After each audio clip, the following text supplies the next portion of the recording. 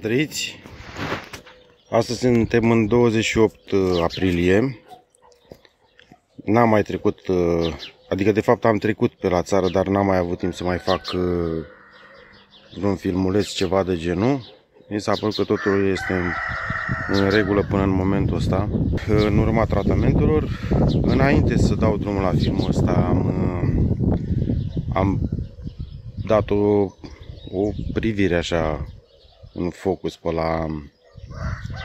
la cireș. Se pare că nu am soiuri autofertile. Cam așa arată livada din curte. Probabil o să ies și la poartă, la pomiște. Și aici am baza de compatibilitate cu gutuiul respectiv chiure. Am mai altuit un alt soi pe el. Știu că asta este ramura. Chiureul, ca și anul trecut, a produs ceva. Mă rog, începe autoselecția, să vedem câte vor rămâne. În mare parte cam ăla este singurul buchet care a produs anul ăsta.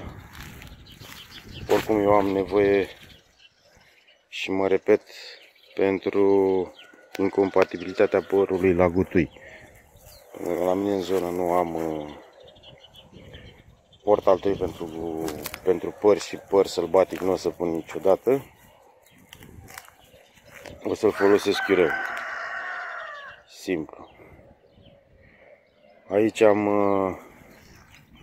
cam singurul fuji, ca să,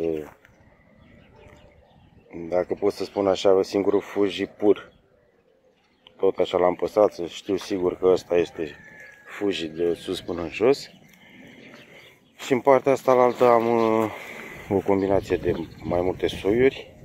De asta și încrengătura asta atât de deasă.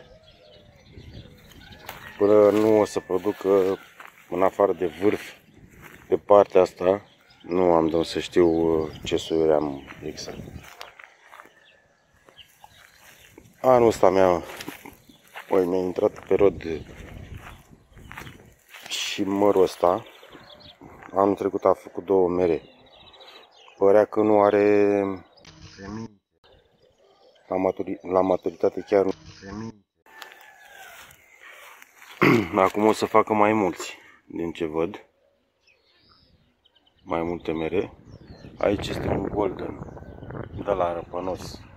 Nu-mi place soiul. Îl țin că deja a crescut.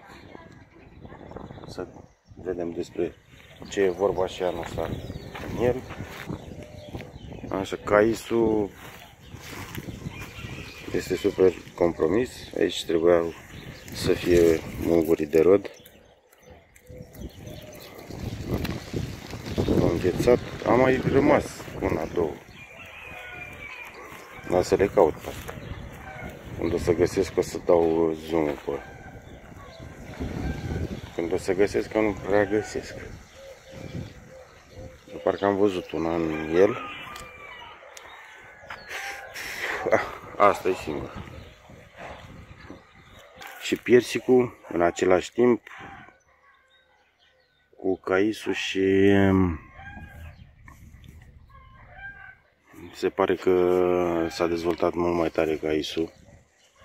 Deci aviz amatorilor.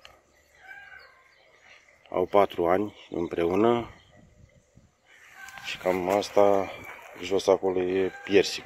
Și cam așa arată pom.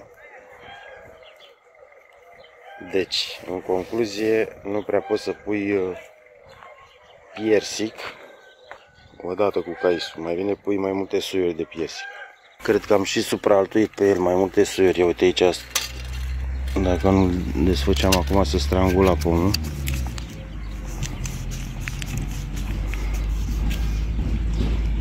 Florina pare a fi. S-a rupt eticheta.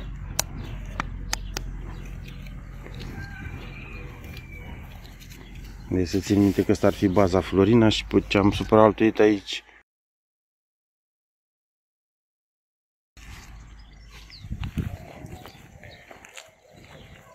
În partea asta la altă tot așa un măr cu mai multe suiuri. Baza ar fi trebuit să fie tot florina, peste care am pus câteva suiuri de la Radu Vancea și Vasile Puie. Frunzele diferă, dacă cel puțin astea două diferă maxim. Ăsta mai închis la culoare, ăsta e mai deschis și mai lung. Persicul ăsta este, din câte știu eu, Golden Glory. Anul ăsta pare să că a făcut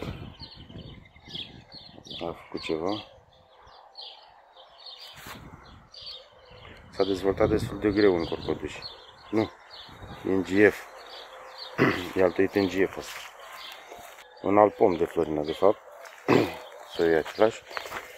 Și în zona asta este primul an, tot așa, după 4 sau 5 ani, în care face migdal, altuit pe Corcoduș. Și aici câteva. Să vedem despre ce este vorba cu soiul ăsta de migdal. Păi zici că e stuf. Am tăiat, m-am plictisit, am tăiat foarte tare din el, foarte dur, pentru că vreau să-l bătrânesc cât mai repede, neavând muguri de rode niciun an, până anul ăsta. Un alt măr în care am altuit mai multe soiuri, sunt vreo 4 în el. La cum arată acum nu mai știu unde sunt soiurile poziționate. Baza este golden. Pepinieră, am vizitat pepinieră. De măr am mai scos din el anul trecut. Am făcut marcotaj și suteran. Deci una peste alta e un... Și ăsta tot, ăștia de aici sunt sălbatici, pentru că o să scot la anul de aici și o să-l pun din nou pe ăsta. Așa, să facă alți pomișori pe care o să-i altuiesc. Soiul ăsta cu 11 soiuri de păr. Pare că produce în apoca anul ăsta. În apoca e în centru, nu produce anul ăsta, că nu are niciun fruct. Sunt nași aici.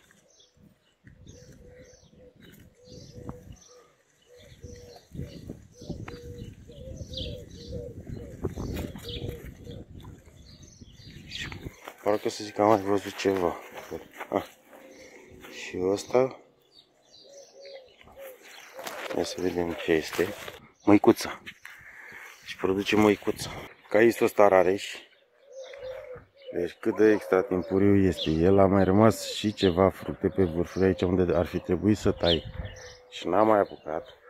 N-am mai prins să tai. Deci chestia asta oricum rămânea la tăiat pica. Și tot ce a rămas pe margine în vârfuri, totul produce.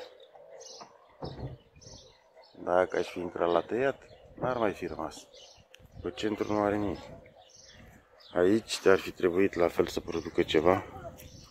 Totul e uscat. Căci asta e viața. Și în zona asta avem pe Corcoduș am mai altuit și prun și caisul rareș. Și la prunul ăsta e Stanley, din câte știu este prun poxat. Tot am dubii de la an la an.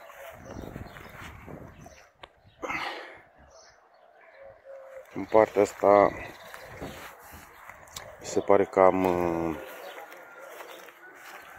2 suiuri de toamnă. O zonă de novembra întoarsă hard în pod. Așa se pare, încă nu am determinat chiar atât de... N-am determinat soiul. Rămâne să vedem ce o să producă și partea asta. Pentru că atunci când iei un soi, când îl primești de fapt, știi că ai ceva și te trezești cu altceva. Și aici am mai pus măicuța anul trecut, când am făcut puntea asta între gutui, pentru că nu eram sigur dacă e compatibil ce am eu. cu gutui. Am ajuns la cireșul ăsta. Am văzut pe grup că marea majoritate se uita că nu a făcut, au făcut flori, dar foarte puține fructe. Asta este fenomenul de se întâmplă și la mine. Pot să spun că nu lipsa apei a fost problema, nu lipsa îngrășământului. Mai mult, ca sigur, a fost o problemă de polenizare. Deci, foarte puține din ce trebuia să fie. Ăsta e soiul George, o să facă și el câteva cireși aici să vedem dacă e ce se aude. Și în partea cealaltă ar fi trebuit să fie schenă, dar nu sunt sigur. Rândul de Moldova și nectarinul Fantazia, dar nu știu dacă o să fac. Nu știu dacă a făcut ceva flori. Ba da. A făcut aici, ia să vedem. O focalizare a făcut aici. Am mai făcut și aici. E ok. Vedem despre ce este vorba și cu soiul ăsta. Adevărat, novembra. Asta sigur, 100% e novembra. L-am luat din altă parte. Un alt Golden Glory. Face și el ceva fructe anul ăsta.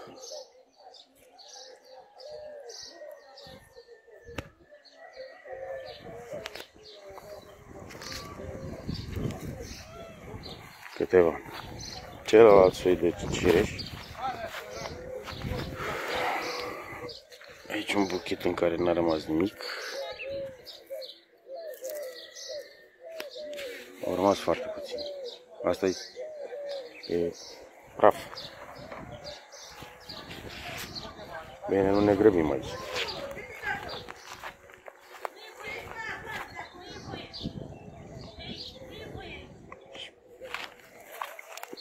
La cireșul ăsta am încercat să tai unul din salcămiște de țineau în mură și l-am mierlit. O să dea din sălbatic. Și o să-l altuiesc după.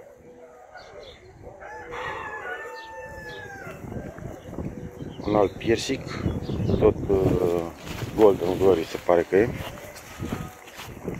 Paraguayul. Piersic cu Amalia și aici în partea cealaltă. Și aici avem un cais Bergeron. Anul trecut a făcut ceva. Și anul ăsta face mai puțin. Corunașii.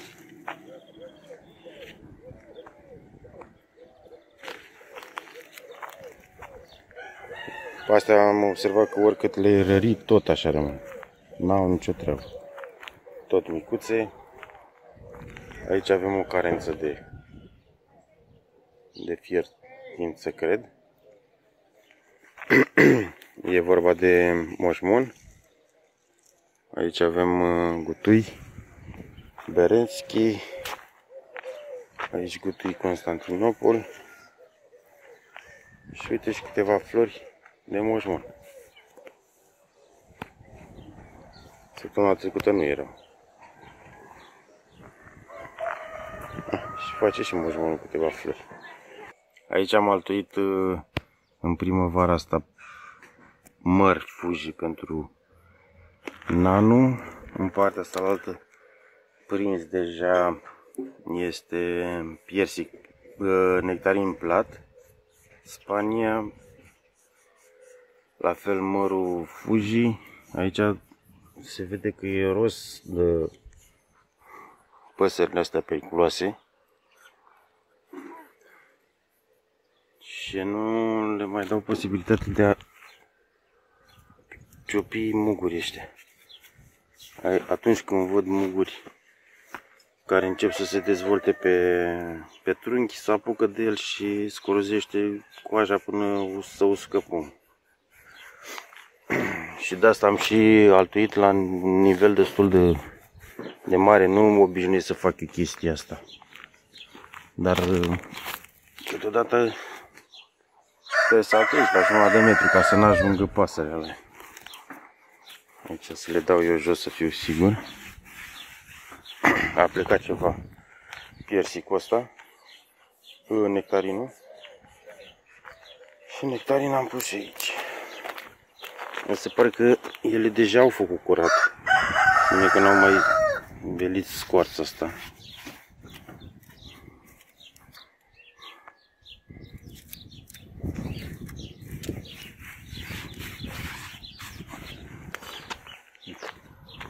Dorm acum.